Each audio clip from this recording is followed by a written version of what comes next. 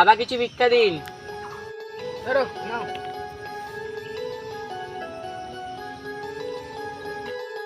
মোটে 100 টাকা দিলেন। ভিখারির আবার এত টাকা কিসে? 100 টাকা দিলেন, আমার ডার্লিং এর জন্য কয় টাকা দিবা বলো? কি বললেন? ঠিকই শুনলেন।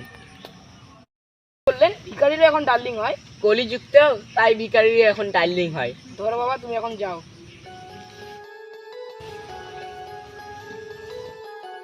কি যুগ পড়লো এখন, ভিখারিরও ডার্লিং হয়, আমারই না।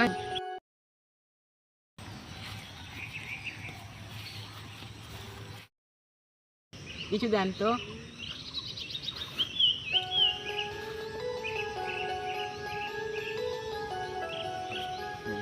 মোটে 100 টাকা দিলেন। কফি খাবো তো। কফির দাম তো 100 টাকা।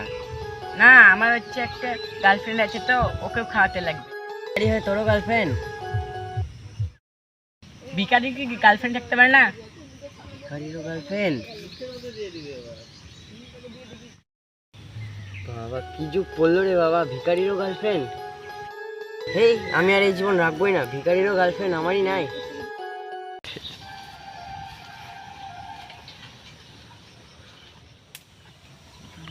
তো ইয়ে লাগছে আমাকে, এই ইনকাম। ডার্লিংকে নিয়ে একটু রেস্টুরেন্টে যাব।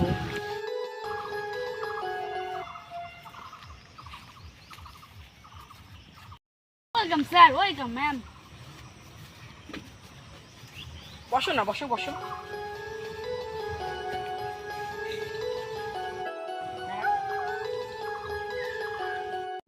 এটার আবার কি দরকার ছিল? এটা তো আমার তরফ থেকে ছোট গিফট। বেবি, তুমি এটা কি খাবে? না না, তোমার খুশি, নাও, ফোনটা নিয়ে নাও। ওয়েটার। বলুন স্যার, বলুন ম্যাম। কফি খাবে সোনা? খাবো। 2টি কফি অর্ডার দিয়ে দেন। ঠিক আছে স্যার। এই তো স্যার চলে এসেছি। এই নিন স্যার। এই নিন ম্যাম। আর কিছু লাগলে বলেন। ডার্লিং, তুমি আপনাকে কোথা থেকে পাও? আমার বিশাল বড় বিজনেস আছে। হ্যালো, আমার বিজনেস দেখবে? তুমি জঙ্গলে কি করতে যাবে? থামো না, থামো, আমি একটু আসছি।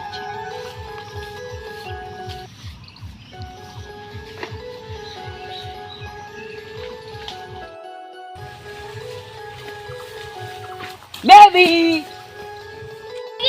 আরে আমি আমি আমি তোমার বেবি। ভিখারি হলে কেমন করে?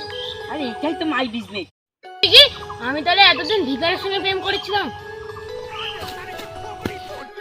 বেবি, তোমার কি হলো? বেবি,